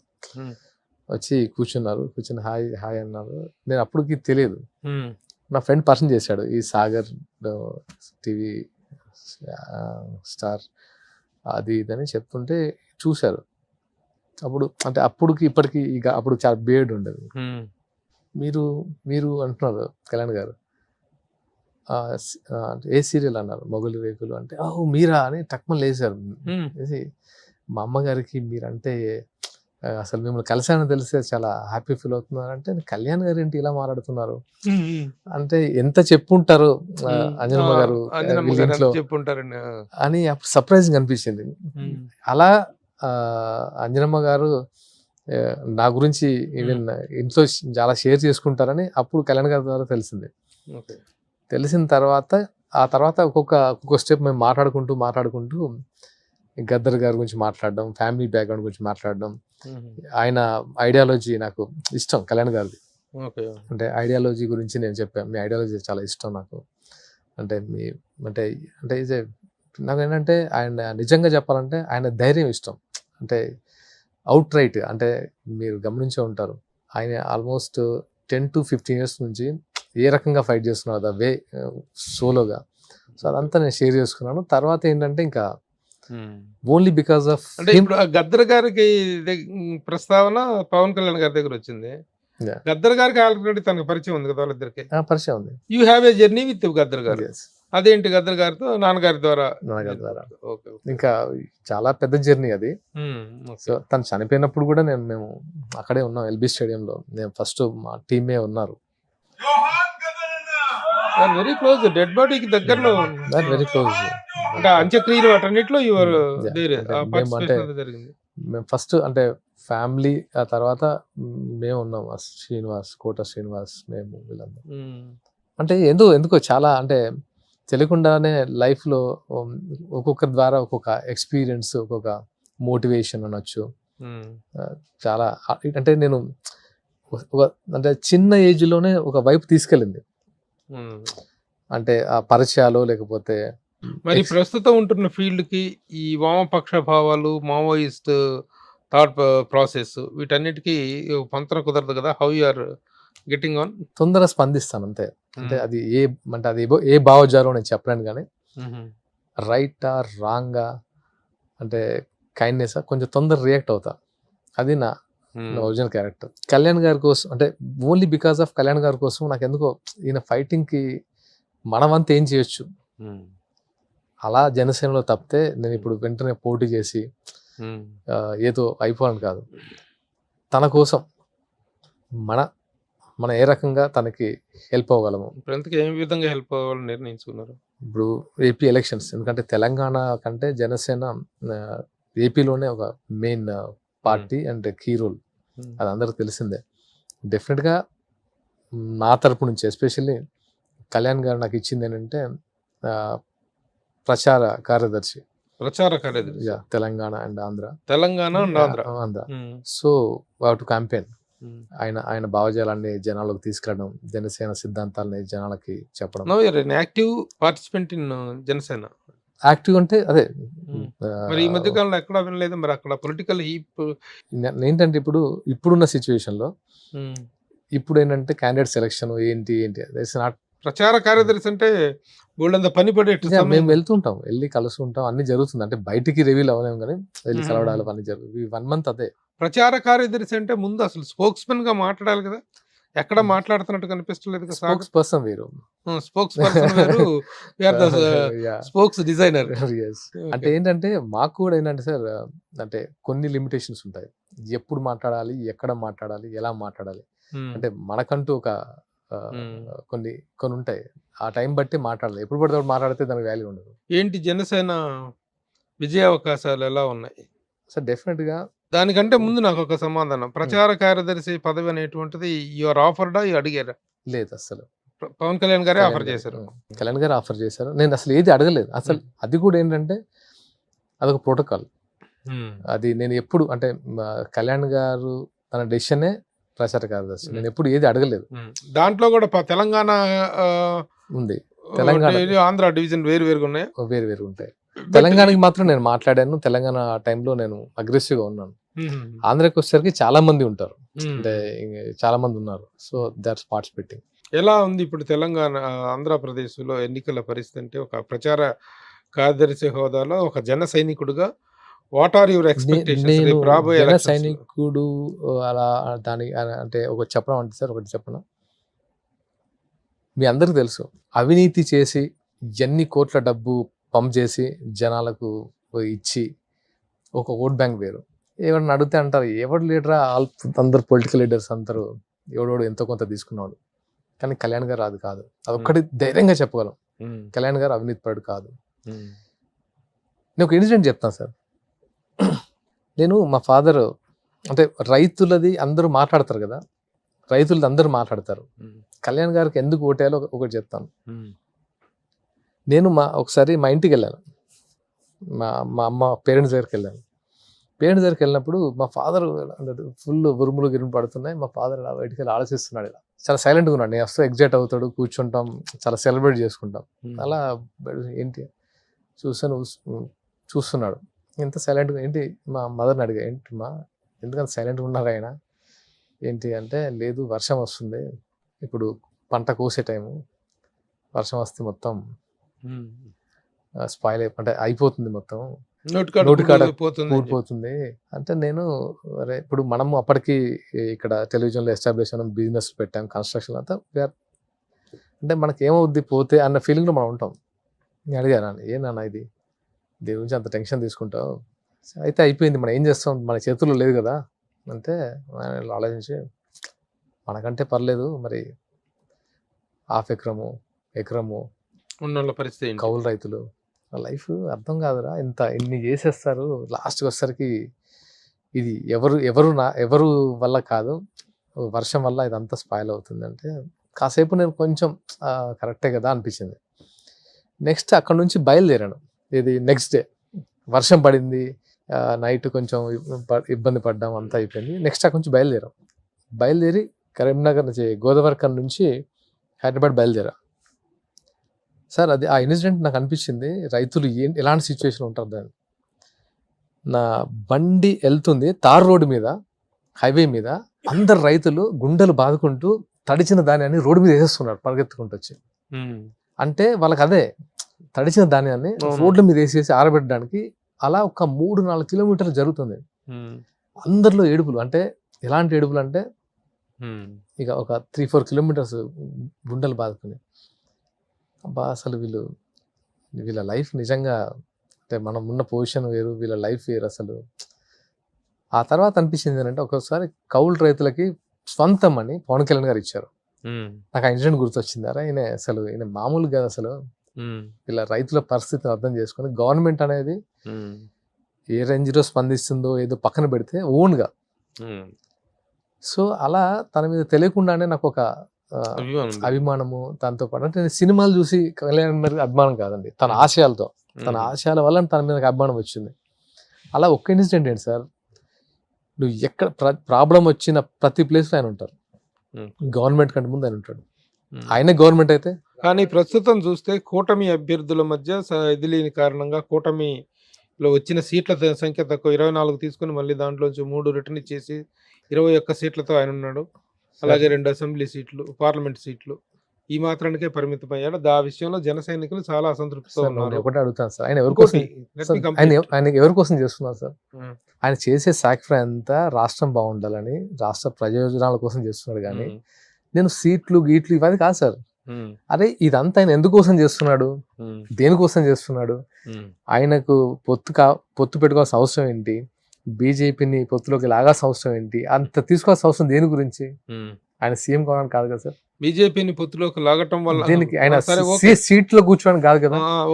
గవర్నమెంట్ ఫామ్ అవుతే జనాలకు సంథింగ్ చేయాలనే ఉద్దేశం తప్పితే ఆయన కోసం అయితే కాదు. నేను దాన్ని అయితే కన్సిడర్ చేస్తాను. అదే జగన్ లేని ప్రభుత్వం కావాలనేటువంటి దాని ఆశయం, దానికోసం వర్క్ చేస్తున్నాను చాలా సందర్భంలో ఓపెన్ గా చెప్పారు.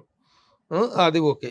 ఇప్పుడు ఆ జగన్ లేకుండా చేసే అవకాశాలు ఏమాత్రం ఉన్నాయి అనేటువంటిది అడుగుతున్నాను. ఇంకొంచెం టైం అవుతే గానీ ప్రాపర్ గా ఎలక్షన్ ఎలా జరుగుతుందో చెప్పగలం. ఈ కూటమిలో సీట్ల సర్దుబాటు తర్వాత, సీట్ల అలాట్మెంట్ తర్వాత ఏర్పడినటువంటి అసంతృప్తి అనేటువంటిది ఇప్పుడు కూటమికి విజయ అవకాశాలను చాలా దెబ్బతీస్తుంది. 1-2 జరుగుతుంటాయి, దాన్ని అన్ని ప్లేసుల్లో కన్సిడర్ చేయడం కరెక్ట్ కాదు. 1-2 చోట్ల అన్ని ప్లేస్లో జరుగుతుంది. ఎప్పుడైనా జరిగింది. ప్రచారంలో సిద్ధం సభలతోటి ప్రచారంలో జగన్ దూసుకుపోతున్నాడు, దడ పుట్టిస్తున్నాడు కూటమికి అనేటువంటిది ఒక ఇది ఏర్పడింది. ఎంతవరకు నిజం? దీన్ని ఏకీభవిస్తారు. ఎవరి స్ట్రాటజీ వాళ్ళ సార్. అంటే వాళ్ళకి ఎప్పుడు ప్రత్యర్థి అయినా సరే వాళ్ళు ఎలా ఫైట్ చేయాలో వాళ్ళకి తెలుసు. బట్ ఫైనల్ గా జనాలు ఎవరికి ఓటేయాలనుకుంటున్నారో వాళ్ళ మనసులో ఉంటుంది. మనం ఎంతైనా చేస్తాం సార్, ఎంతైనా ఇప్పుడు అంతేందుకు సార్, ఇక్కడ టిఆర్ఎస్ గవర్నమెంట్ ఉంది, ఇది మాట్లాడకూడదు కదా సార్. అంటే నాకు అనిపించింది, నేను కాంగ్రెస్ పక్షాన కానీ టిఆర్ఎస్ పక్షాన కానీ బీజేపీ పక్షాన చెప్పట్లేదు, ఈ రేంజ్ లో ఎక్స్పెక్ట్ అయితే చేయలేదు టిఆర్ఎస్ ప్రభుత్వాన్ని ఇప్పుడున్న సిచ్యువేషన్ అయితే ఎక్స్పెక్ట్ చేయలేదు. మీరు ఎక్స్పెక్ట్ చేశారు సార్ అంత? So anything can happen. జనాల్లో జడ్జిమెంట్ ఎలా ఉంటుందో ఎప్పుడు గెస్ కూడా చేయలేదు సార్. అందరూ ఏదో చెప్తుంటారు, అది వాళ్ళ మనసులో ఉంటుంది. ఓటు వేసిన తర్వాత వాళ్ళకు వెపన్, వాళ్ళకు ఆయుధం ఉంది, ఆ ఓటు అనేది. సార్ అయ్యో మీకేస్తారు అంటారు, ఆయన కాదంటారు, రేపు పొద్దున ఆయనకేస్తారేమో. ఎందుకంటే వాళ్ళకు ఉంటే వాళ్ళకి పథకాలు పోతేనో భయమో, లేకపోతే ఇప్పుడే మాట్లాడితే నా మీద కక్ష కడతాడో. ఇప్పుడు కాపు సామాజిక వర్గం మొత్తం కూడాను పవన్ కళ్యాణ్ గారు వెంట నడుస్తుంది ఉంది అనేటువంటి కాన్ఫిడెన్స్ ఉందా?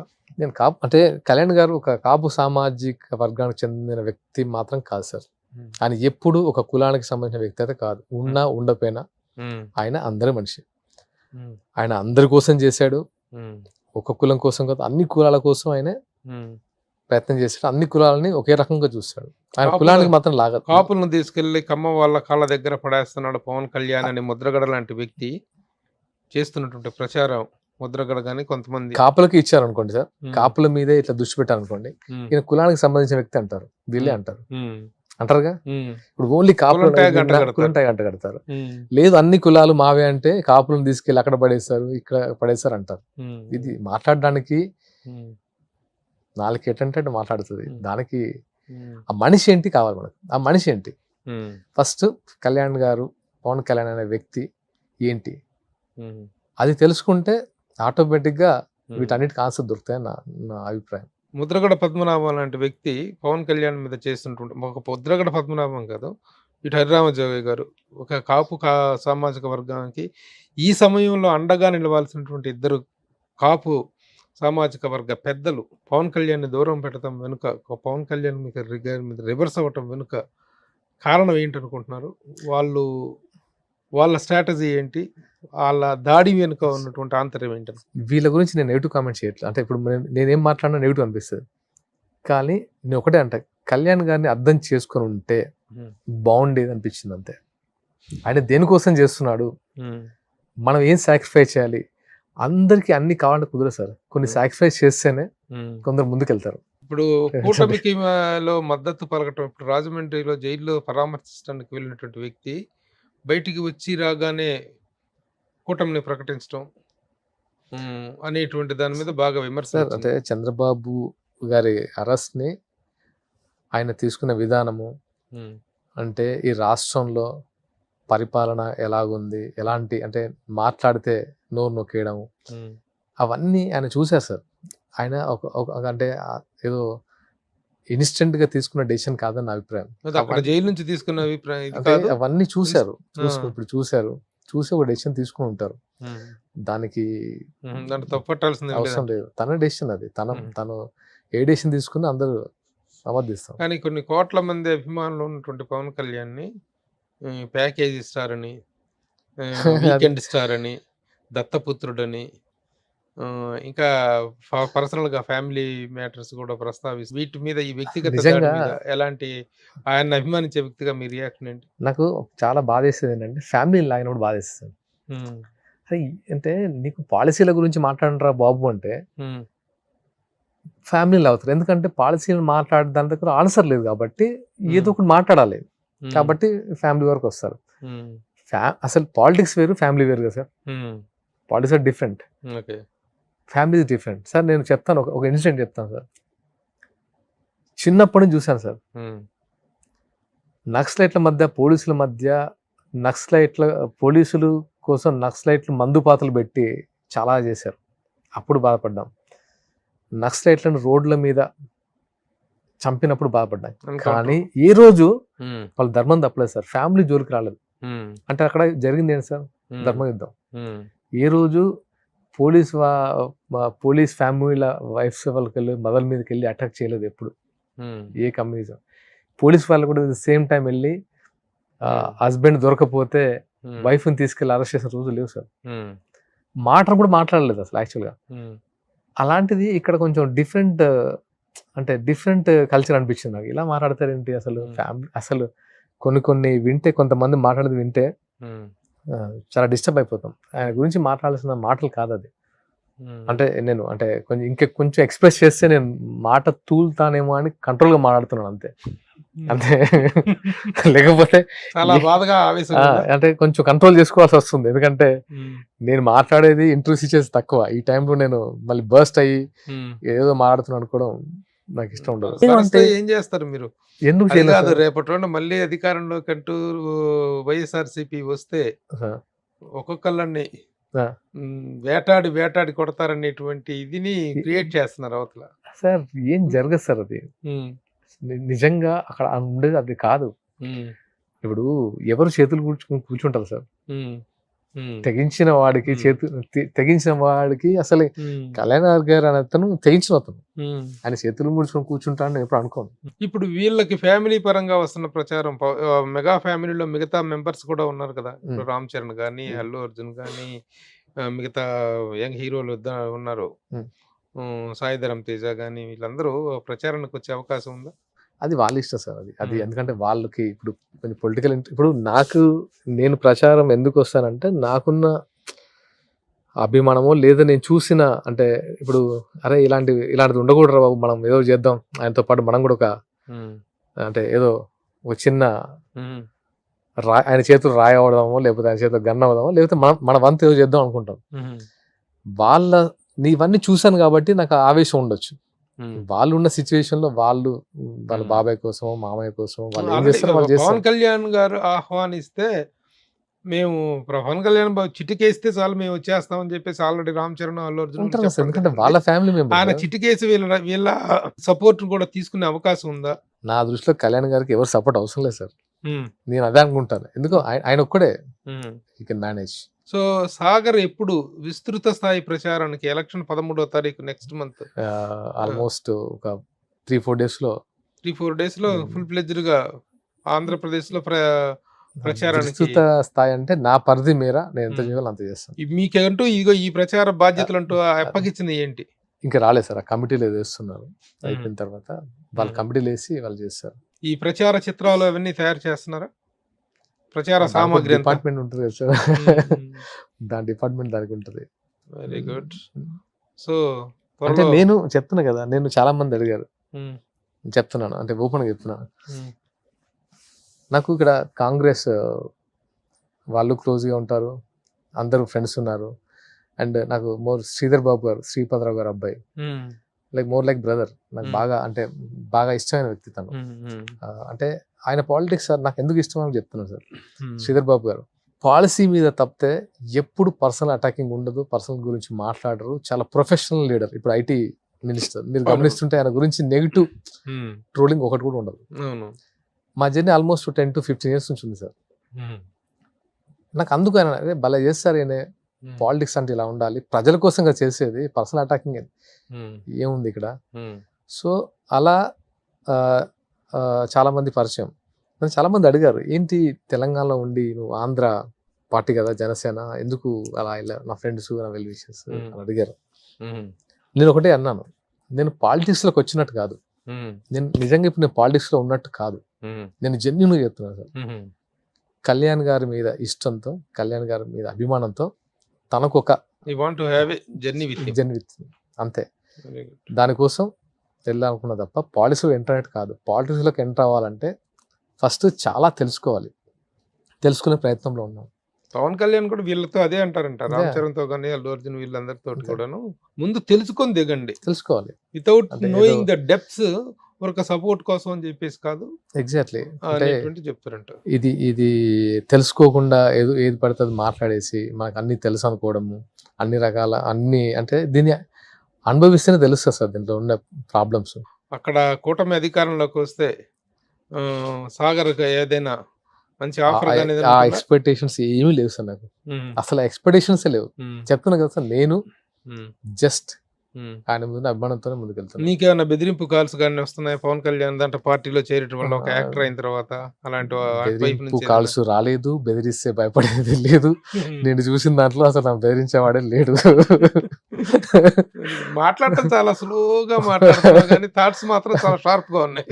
అంటే వెరీ గుడ్.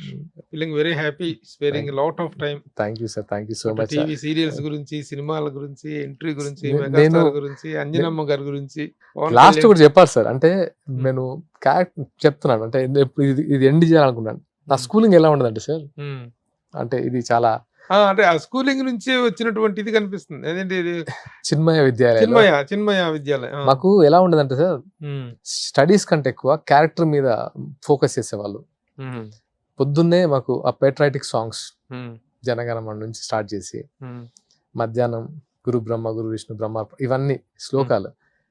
అండ్ మాకు ఎగ్జామ్ ఎలా ఉంటుంది తెలుసు సార్, ఒక పెద్ద హాల్లో ఒక 500 మెంబర్స్కి ఒకేసారి ఎగ్జామ్ కండక్ట్ చేస్తారు.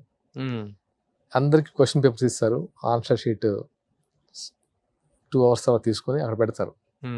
అందరూ 200 to 500 ఆన్సర్ అక్కడ పెట్టేసి, ఒకే లెక్చరర్, ఒకే సార్, రవీంద్రాచారి అనే పేరు, రవీంద్రాచారి సార్, అందరినీ చూస్తూ ఒక చిన్న హానెస్ట్కి సంబంధించిన ఒక కథ చెప్తారు. అది ఎలా ఉంటుంది, ఎలా ఇంజెక్ట్ చేస్తారంటే, అది ఆయన చూస్తూ మాట్లాడేది ఎలా ఇంజెక్ట్ అవుతుందంటే తెలియకుండానే మనం ఆటోమేటిక్గా మోటివేట్ అవుతాం.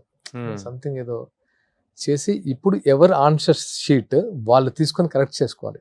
దీన్ని ఎవడు కరెక్ట్ చేయడు, నీ ఆన్సర్ షీట్ నువ్వే కరెక్ట్ చేసుకోవాలి, నువ్వు హానెస్ట్గా నీ మార్క్స్ నువ్వు వేసుకోవాలి. ఈ ఫ్యూచర్లో కూడా ఇది నీకు హెల్ప్ అవుతుంది. ఎవడు నేను కరెక్ట్ చేయొద్దు, నీ తప్పు చేస్తావు మళ్ళీ సరిదిద్దుకో, వేరే వాడికి ఆ ఛాన్స్ ఇవ్వద్దు అనేది మా మెథడ్ ఆఫ్ హిస్టరీ, హిందూయిజం ఇది ఎక్కువ చెప్పేవాళ్ళు మాకు. ఇది స్కూల్. అటువైపు ఇంటికి వెళ్తే కమ్యూనిజం, అది ఒక స్కూల్. అంటే టోటల్ గా డిఫరెంట్ అట్మాస్ఫియర్స్ అలా ఉండేది. అందుకే క్యారెక్టర్ ని కొంచెం స్ట్రెంత్ ఉందనిపించింది. కరెక్ట్ రీజన్ ఇది చాలా.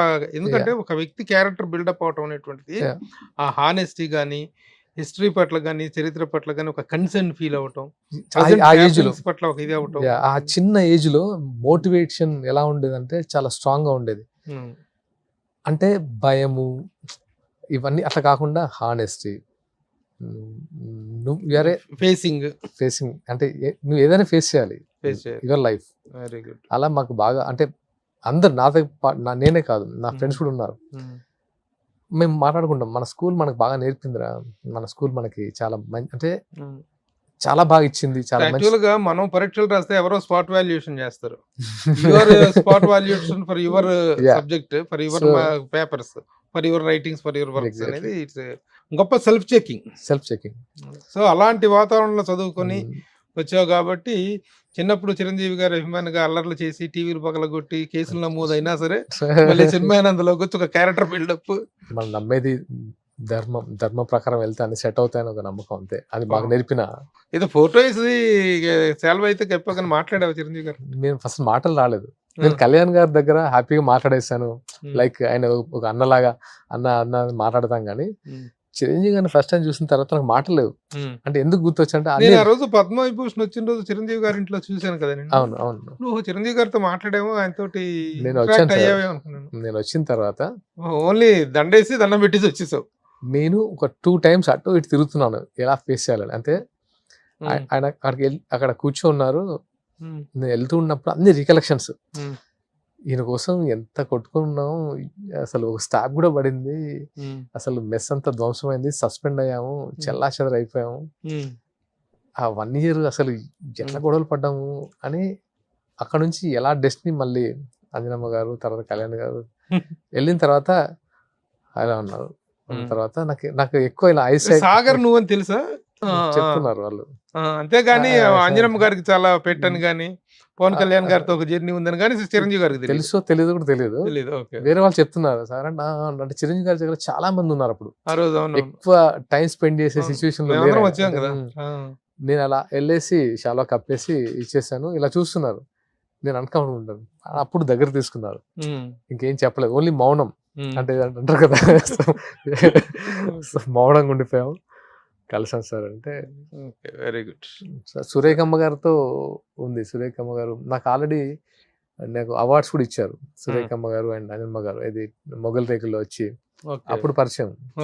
సో ఆయన ఈ చిరంజీవి గారితోనే ఎందుకో ఎప్పుడు అది ఎవరి మీద అభిమానం చూసుకుంటూ పెరిగావు, ఎవరి మీద అభిమానంతో అంటే he's like కేసులో sir, ఇరుక్కున్నావా ఎన్ని sir, అసలు ఆయన, బట్ ఆయన వచ్చేటప్పుడు ఇన్ఎక్స్ప్రెసివ్ అయిపోయి మాట్లాడలేకపోయి. సార్ నేను యాక్చువల్గా కాపీ చేశానండి. నాకు యాక్టింగ్ అనేది మొగల్ రేకుల్లో నేను చాలా మంది అన్నారు, చిరంజీవి గారిని ఇంప్రెడ్ చేస్తున్న ఈ అబ్బాయి అనేవాళ్ళు. నాకు వేరే తెలియదు. చిరంజీవి గారిని ఒక యాక్టర్ గా చిరంజీవి గారి దగ్గర నుంచి తీసుకోవడం తప్పితే నాకు వేరే తెలియదు. ఈవెన్ నేను మున్నా క్యారెక్టర్ చేసింది కూడా చాలా మంది తెలియదు, ఇప్పుడు కూడా చెప్పలేదు ఎవరికి. మీ ముందు చెప్తున్నాను. రౌడీ అల్లుడు ఒక మూవీ ఉంది. ఆ మూవీలో ఆటో జాని క్యారెక్టర్ ని ఇమిటేట్ చేశాను. అంటే అది ఫాలో చేశాను. అది వర్కౌట్ అయింది, చాలా పెద్ద హిట్ మున్నా క్యారెక్టర్. అంటే ఇది అంతా ఒక డాట్ కలిసేనంటే ఎక్కడో ఆయన కోసం ఫైట్ చేసుకొని తిప్పలు పడి అదంతా తర్వాత ఇండస్ట్రీకి వచ్చి తర్వాత వాళ్ళ ఇంట్లో ఒక ఇంట్లో ఒక ఇంపార్టెంట్ పర్సన్ అంజనమ్మ గారికి మోస్ట్ వాంటెడ్ బెస్టెడ్ అయిన వాడిగా ఉన్నావు. Very good, congratulations. At the same time రేపు 100 రిలీజ్ కి త్వరలో దగ్గరకు వస్తుంది కదా, all the best. Thank you. ముందు ముందు ఫిలిమిన్స్ లో కూడా అంత స్ట్రాంగెస్ట్ క్యారెక్టర్స్ తో ఎస్టాబ్లిష్ అవ్వాలని ఆశిస్తూ 100 డేస్ ఆడాలని కోరుకుంటూ all the best. Me support నిజంగా మర్చిపోలేదండి. నాకు సినిమా చూసిన తర్వాత మీరు ఇచ్చిన ఎంకరేజ్మెంట్ కానీ అండ్ ద వే మీరు అంటే తెలియకుండానే మీతో ఉండే చాలా తక్కువ కలిసాము, బట్ మీతో ఆ జర్నీ మాత్రం ఒక అంటే మీన్స్ కార్డియల్ రిలేషన్షిప్ లా ఉంది. Thank you so much sir. Okay, all the best. Thank you sir. Suman టీవీలో మీ పర్సనల్ అండ్ బిజినెస్ ప్రమోషన్స్ కోసం కింది నెంబర్కి కాంటాక్ట్ చేయండి.